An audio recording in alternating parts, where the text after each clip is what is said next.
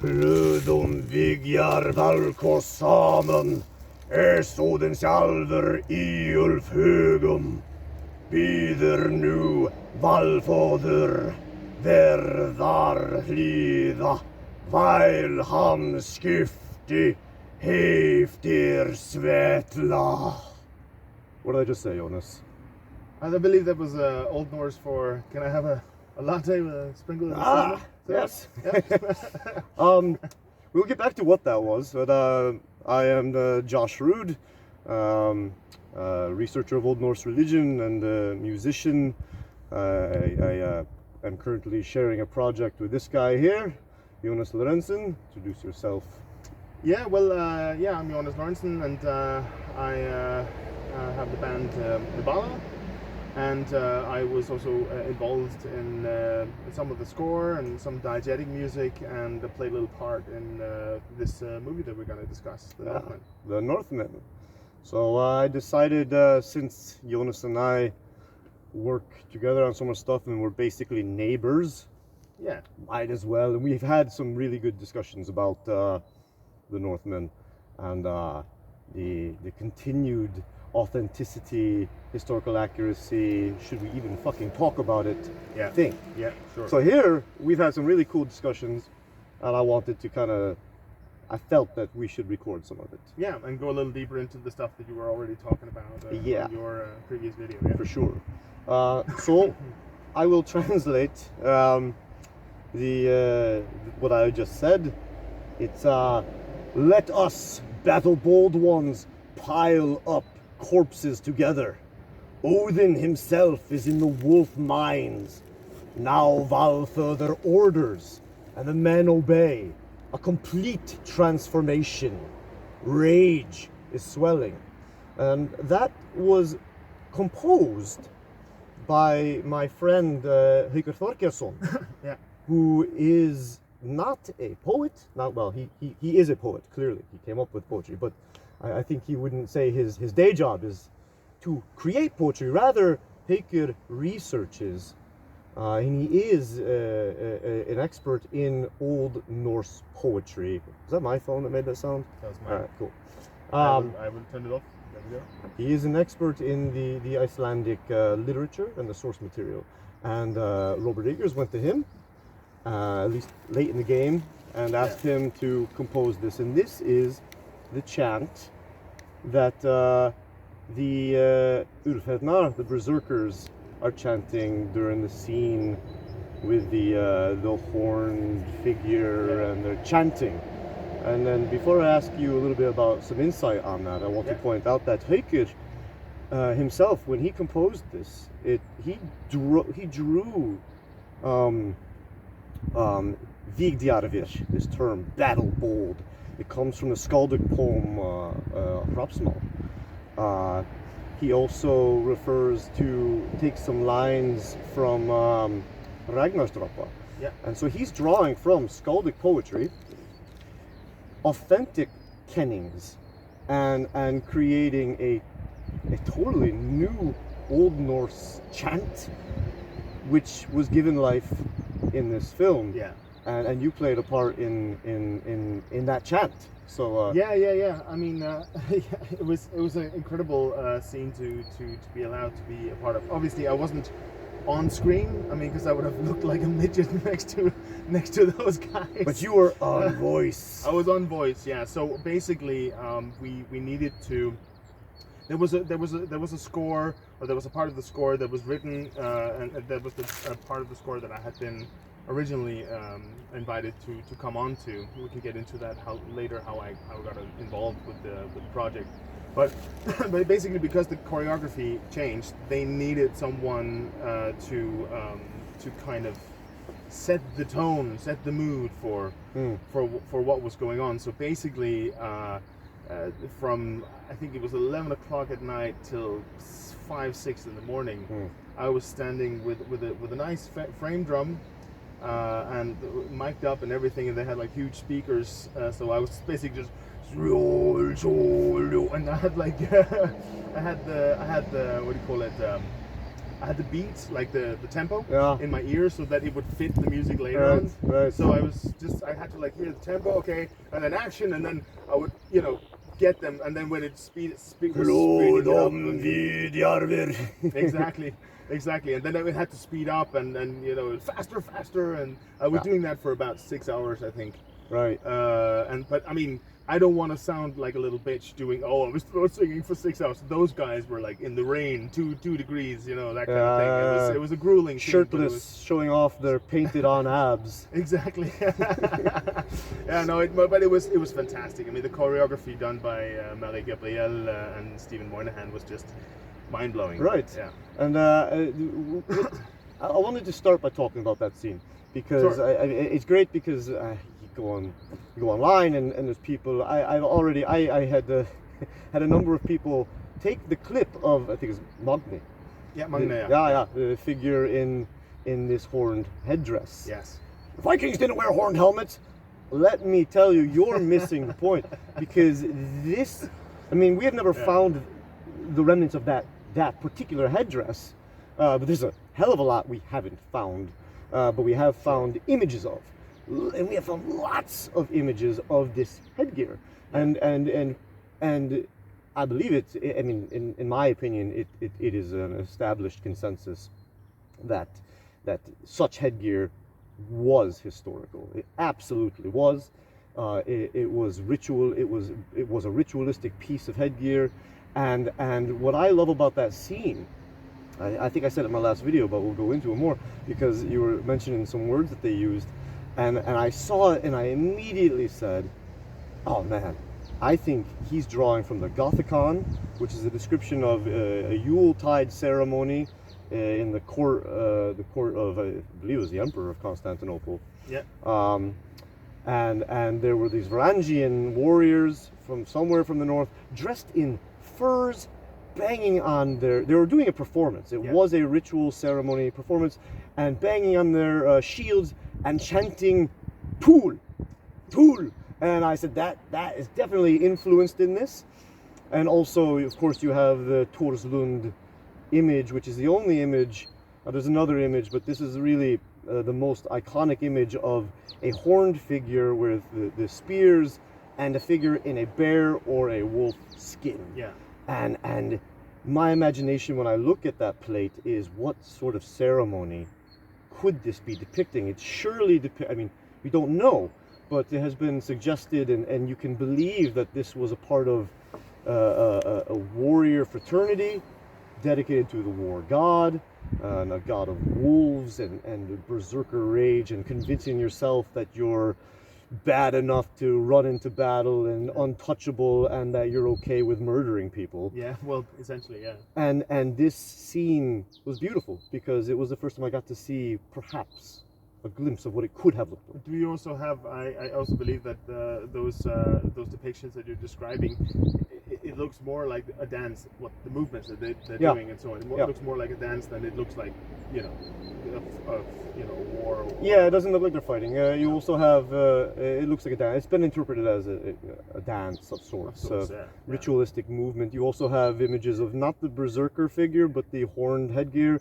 You have images on Viking helmets as well as Sutton Hoo that show people that look like they're in dancing. It's always with spears. Yeah. So there was something symbolic and understood within this warrior retinue. But I loved it because you told me that they were actually yelling.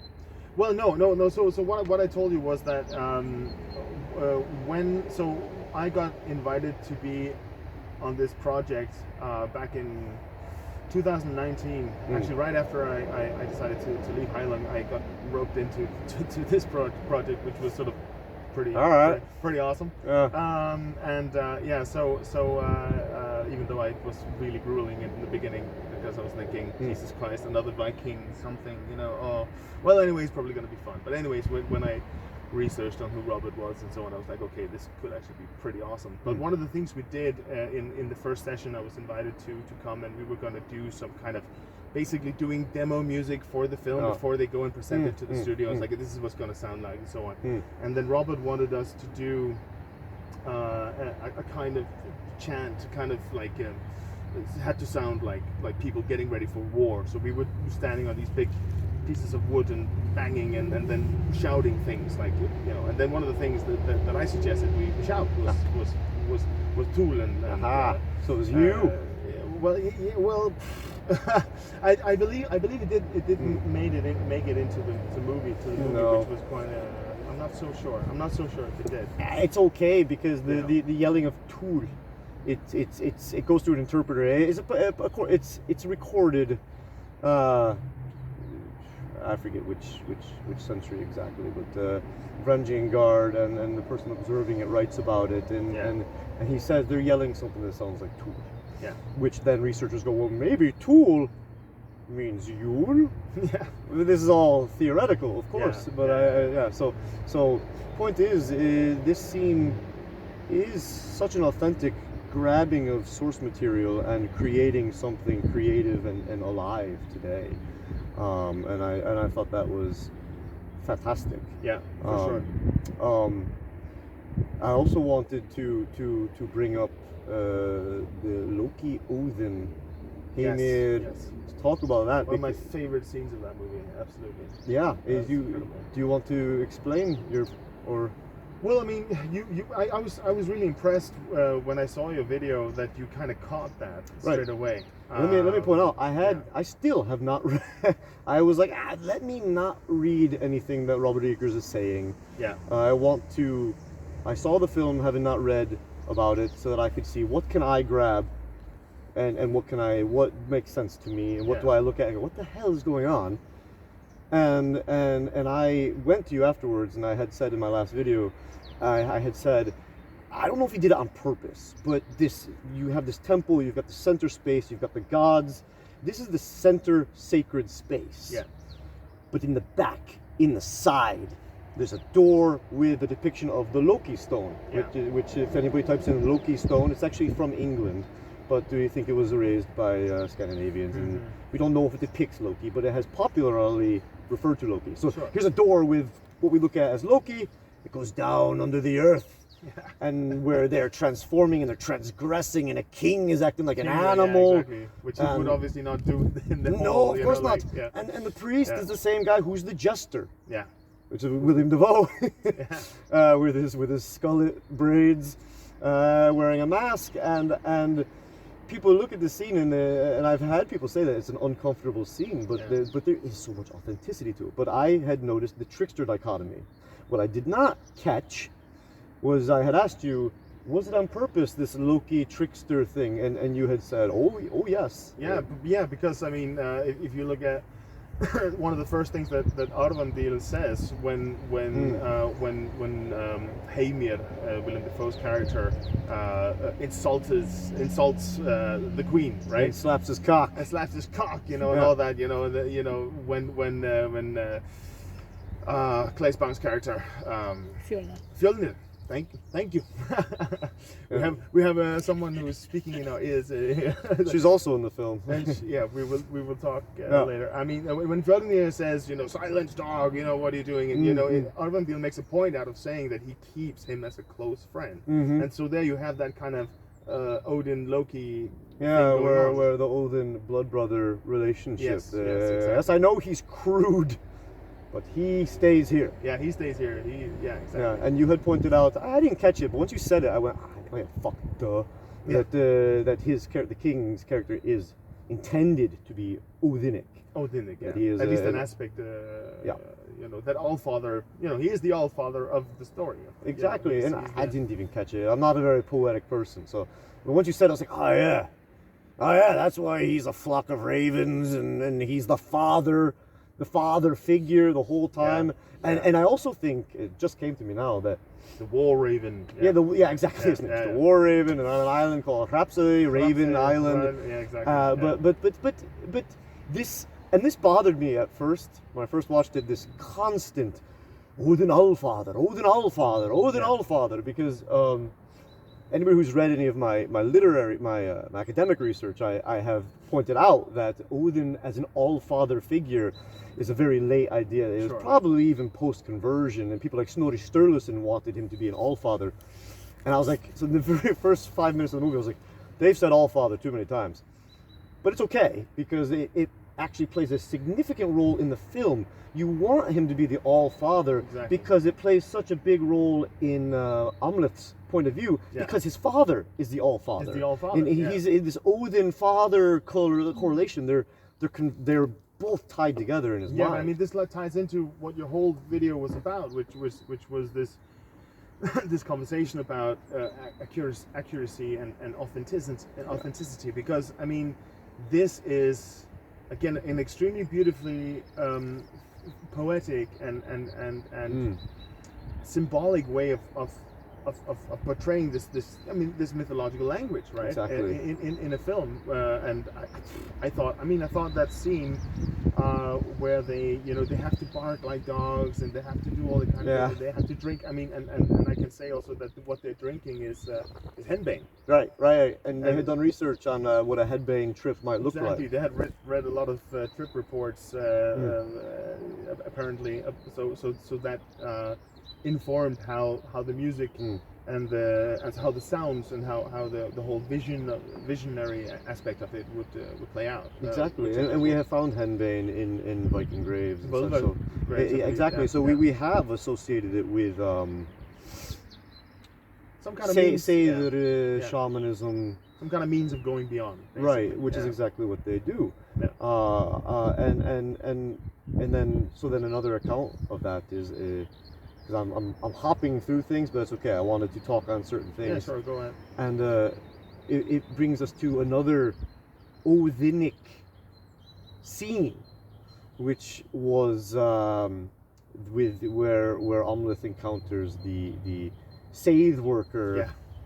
In the sorcerer. The sorcerer. Yes. Sorceress. Now, if you haven't noticed, when you watch the movie, if you haven't seen it already, or when you watch it again, you're going to notice he's got these turtle brooches. But those brooches are attached to a dress, to a female garb. And I didn't even notice it the first time. And the second time, I'm like, he's cross-dressing! Yeah. Which I don't mean in a funny way. I mean in a way where this is a transgression that is associated with in Old Norse material with this transgression, the ergi, to be doing what men should not be doing, and working with magic and doing what vulvar female sorcerers do. It's brilliant because it's a part of the mythology. It's also a part of the saga material, and he takes the staff. He takes the staff, which we have found, and he stabs it into the ground, and he goes into a trance. And as you pointed out, I didn't even catch this. He gives birth to the head. To the head that then starts speaking. Of Haemir, which life, it is so transgressive for a male to do, which makes it all the more powerful and authentic. Yeah. And of course this is an Odinic. Yeah, of course it is. Thing again. Yeah, exactly. So you have Loki, right? Isn't it in Lokasena where Loki taunts Odin for wearing, dresses and plays the drum like a girl or something like that when he does like a vulva, exactly.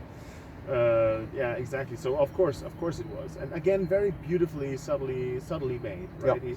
There's no need to paint this with a huge brush or anything like that. I thought that was really cool. That was actually a scene that I was also involved with. I was because when he enters the cage, Ingvar Sigurdsson, who's playing the role of the sorcerer, had to learn how to do a kind of throat singing recitation. Yeah, you had to teach him.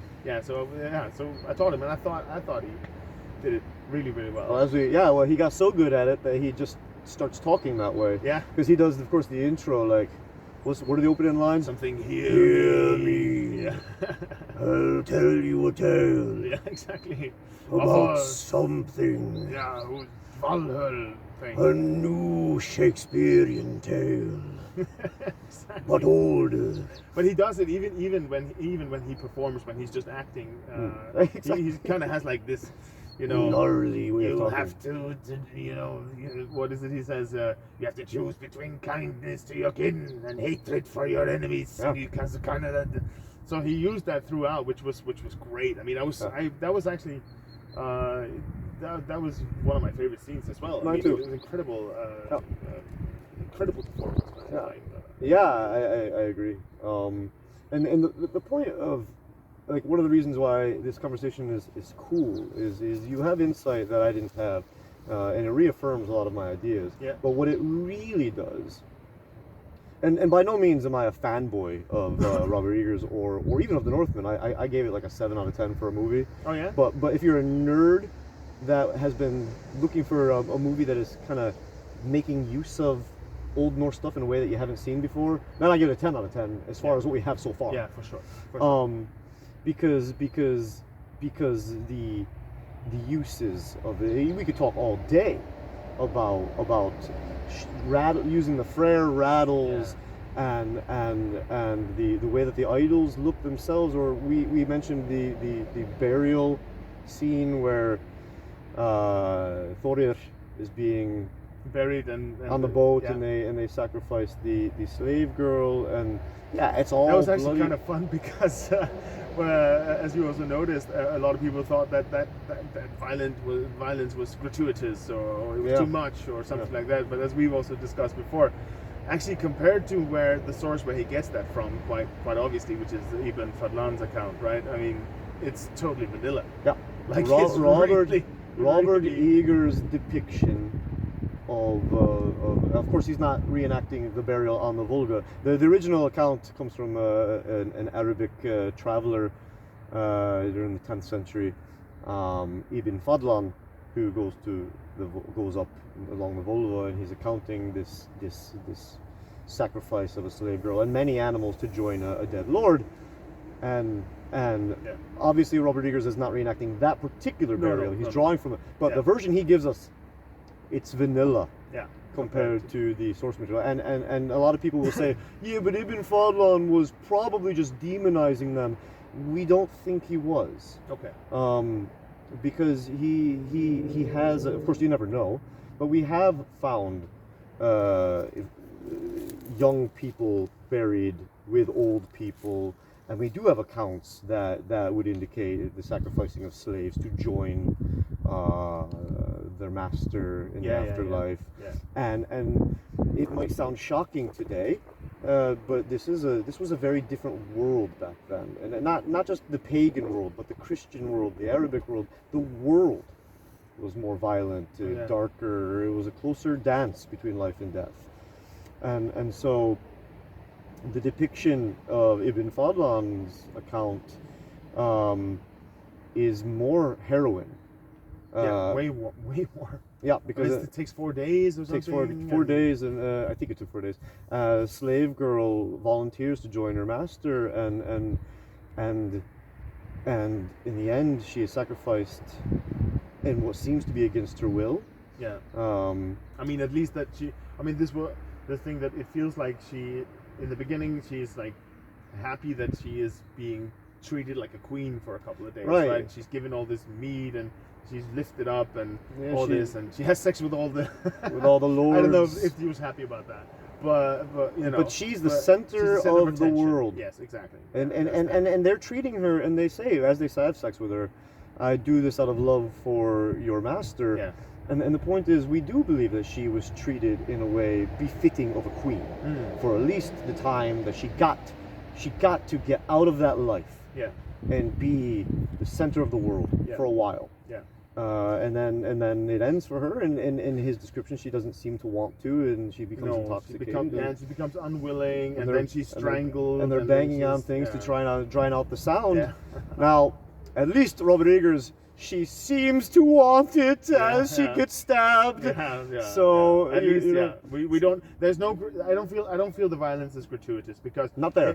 Not there, because otherwise there would have been a close up of her or something like that, where she's like, no, I actually don't want. And that would have been completely unnecessary. It would also been difficult to watch. Yeah. So and it would have taken away from what has to happen right after, which is that Fjölnir needs to go and get revenge, right? I mean, it's leading up to that, but I think you know, coming back to the whole thing that your last video was about, with, you know, and this is something we've talked about before, because we both work in creative endeavors where we take inspiration from the past. We take inspiration from mythology and you know, rituals and spirituality and history and all these different things, and what that does, what the brilliant thing about doing that for me is not, it's not the only way to make art, of course, but the brilliant way for me to work like that is it offers me an ability to create a really cool framework. Yeah. In which I set something creative, in which I tell a story. Yep. And that is what Robert is doing here. He wanted to tell the Amulet story, which is a simple story, and creating, spending that time on looking at, working with scholars like Neil Price and Terry Gonnell and Haukur and so on and so forth. He creates this huge framework. Yeah, exactly. In which he can be extremely creative within. Yeah, and that kind of one of the things is if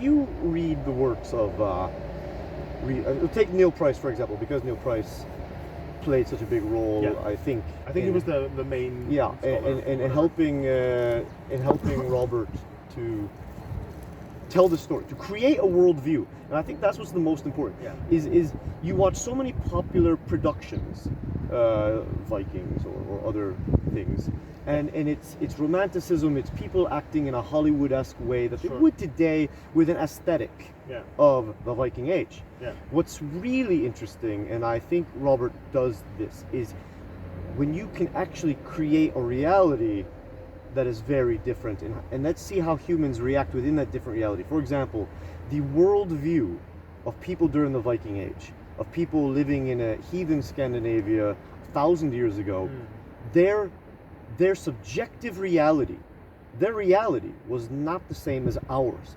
The way that they processed, the way that they behaved, the way that they acted, their world was different in every way.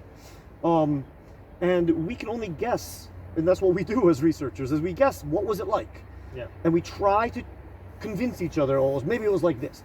Neil Price has written extensively and very creatively about that. And then, of course, The Viking Way is his book that is, I think, the most, it was his PhD work, and then he republished it.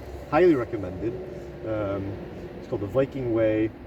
And it attempts to get into the mindset of people in that time period, the way that they saw spirits and shamanism and transformation and the spirit world. Transformation particularly is a huge motif in this movie. What Neil Price does in that book is presents us with a creation.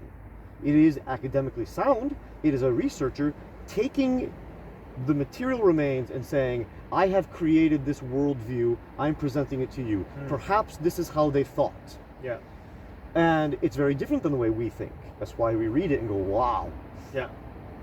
What Robert Eggers does is take that same thing. Here's the material. Here's this possible worldview, this possible way of thinking. Let me create a work of art where people are behaving and thinking in that way. And that's what makes, that's the most powerful and the most beautiful part of the Northman. For sure. Not the violence, and not even the story itself, because the story is rather simple. It's the Lion King, right? Yeah, Yeah, it is. Yeah. Exactly, and it's the way that the people react. When they're given what's the name of that mushroom? But the berserker Amanita mushroom. muscaria. Right. The fly agaric. Right, and they're flipping out. And they think it's spirits, night spirits, and they're calling on the DC, like, get back, and people try to blame Freyr for it. Yeah. And he goes, well, my God would not do this. This is sorcery. Yeah. It gets so deep into a worldview, even with complexities, because, you take so many other films and shows where you have Old Norse religion, they believed in the gods, so they'll throw out generic hails to Odin, generic belief in Freyr. But here, you have conflict. You have layers of belief. So you have people saying, perhaps Freyr is angry. Yeah. And the guy who is so dedicated to Freyr says, no, this is not the work of my god. This must be sorcery. Yeah. You have the conflict between the Odin cult and the Freyr cult, where the All-Father will take everything from your god of erections. Exactly, yeah. I love the part. With there's nuances. I love the part where I think his story there blames the Christians for that extremely horrible nailing of of Yeah. people to wood, and then the guy gets his nose cut off. I can't remember his name in the movie right now, but he says, hey, you know, it could be them because their god is nailed to. Their god is a corpse on a tree. Corpse on a tree. Yeah, but it's beautiful because it gives you it does show. You know what? It's always, you're always watching these movies. It's always demonization of heathenism, Yeah. and here you get a little twist, You get a where twist it's on it, yeah. where it's the Christians being blamed, and you realize how ridiculous it is, Yeah. because we live in a world where we know. Well, actually, the Christians do worship a corpse on a tree, but Yeah. they believe he's back to life. Yeah. But the point is, that same demonization has been thrown at them, so it's Sure. kind of nice. Yeah. But just this world he creates, we don't know how accurate it is, and that's beside the point. It's such he has created a world where people are acting and behaving within a specific worldview that he has shaped from the source material. And I mean, actually, this can sort of segue into the scene that I was in. Yeah, we have to talk. Yeah, and maybe that's the best way to end our conversation. Is you were in the scene, singing filthy bacchanalian music, and trying to get laid. And trying to get laid, exactly. Yes. Although you don't see me get laid, unfortunately, but I think it's They implicit. cut that part out. It's implicit. Of course, I got laid. Come on. Of course, I was the singer. I was the goddamn, you know. No, but actually, I did have a problem with the text that I was given to create a song from, because and that wasn't because, again, it had nothing to do. I mean, it had nothing to do with. If someone knows where it's from, it's a saga called Bosa Saga. Yeah. And it's actually from, I think, 1400s or something like that. Yeah, so that's if so someone knew this, they wouldn't sing Bosa Saga back in 900 something, But that wasn't the reason I had a problem with it. The reason I had a problem with it was because the older poetry, the oldest, not the older poetry, but the poetry basically from Old Norse. From those times is alliterates and does a lot and it is extremely it's almost as if it's made for singing or at least rhythm. Yeah, there's rhythm. There's alliterates. Alliteration, so you can do rhythmic stuff with it. Bosa Saga is more like, a very Shakespearean play or something like that, Yeah. It's more like, dialogue and so on. It doesn't really matter so much whether it alliterates or Difficult not. to sing it. So it's really difficult to sing because there isn't like, okay, here ends that line and then the next line ends there, so it makes sense with the first and so on. Like there isn't poetry.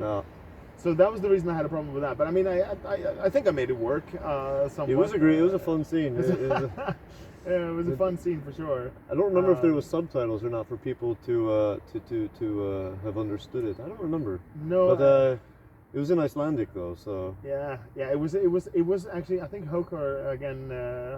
What's his name? Haukar Þorgeirsson. I think what he did was he actually took the one from the Bosa Saga, which is from the 1400s, and he actually dialed the clock back on it. Right. So it would be more like 900. 900s Old Norse. Right. Which is super great. Which is super cool. Again, that's just a cool little detail. I mean, and that's the thing. Like, so much detail was put into it. I mean, me and Doa, Björk's daughter, Isadora, and the choreographers, and we worked a lot on this little scene, which is I don't know, 1 minute maybe. If the whole song is maybe 1 minute, it kind of fades out and then it goes to somewhere else. It's one of the only happy moments in the entire movie too. Yeah, So. when I'm fucking the milk pail. Yeah. Exactly. That's the funny. It's the only happy moment. Only happy moment. Fucked the milk When pail. I fucked the. Everything else is death and destruction. Everything else is pure misery. Which reminds me, I have 2 points to make, and then I will close this. And the first is I think I have to give my criticism. Just so people know what they are. And I agree with you on those criticisms, by the way. Right. I felt. Sorry. I did not like. I feel because people go, there is some cheese. Yeah, and I really. So I have the scenes I didn't like were they didn't need to show Odin. No, when he escapes after having been beaten up and hanging on the Because that Odin figure, it was so cheesy, over the top. It almost looked like a cartoon Odin. Oh, it was already implicit in the fucking rating. It was so obvious. I agree. And because the movie is so beautifully rides the line of real and unreal and what's in their mind and what perhaps, for example, when he's fighting the dweller in the mound, and it's this beautifully choreographed scene where he's fighting it physically, and then it dies and he stands there, and then the camera slides over, and you actually see that he's actually having what may or may not be a real battle with the spirit world. Beautiful. Yeah. So you have things like that, and then you get this suddenly, whoa, there's Odin. Yeah. And then I know. Yeah, I do agree. I mean, of course, as someone who's been a part of the movie and also acted in it, you never see actors go like, yeah, I really didn't like that part. It's always, everything was just so magical, right? So like magical. It was so amazing, you know. Greatest which movie. it was, which, you know, honestly, really was. I mean, the whole experience was incredible. Everyone was so passionate. It's from the runner to the makeup artist to I was sitting and talking to the makeup artist about Viking tattoos, for instance. Right. Like, she'd gone so far into it. Right. It was quite insane, actually. No, it is a work of passion. Yeah, absolutely. So I can agree with my you. My critiques aren't even that anybody did anything wrong. It's just that there was parts, like, I didn't like the end where I didn't like the Valhalla. I wish it just showed him laying there dying, happy with a smile on his face. I didn't like it. It was so almost Marvel-y. But these are things where it's like, okay, there are parts of my own music that I'm just like, oh, wish I did different. Yeah, of course. I love The Witch. The movie The Witch. I absolutely love that movie. I hate the ending. Why do you hate the ending of The Witch? I think she should have just walked into the woods, and that should have been the end. Not fly away with the witches? Flying away, it became too much. Just like showing Odin too much, riding on a Valkyrie too much, and we've also, maybe the discussion of what Valkyries were like is another discussion. We could talk all day. But sure. Yeah. It was a great movie. There are parts that are a little bit cringy and a little bit cheesy, but that's okay. The sagas are full of cringe and cheese and silly nonsense. Yeah. It's fantastic. And the elements that in it that make it, to me, a movie that will become timeless are the layers, the depths that we've been talking about. Sure. That makes it timeless and fantastic. For sure. So, what was the last thing? Oh! That ball game. I believe they should... Reintroduce. I believe it should be reintroduced at Viking markets. Yeah. And if that ever happens, I do not want to be held accountable for what happens. But they could do it right here. Here it could happen. At Midgårdsblod, right? I am not suggesting that here there is a random game breakout, but perhaps maybe someone will get the idea to do it. Exactly. And that's how I'm going to end this.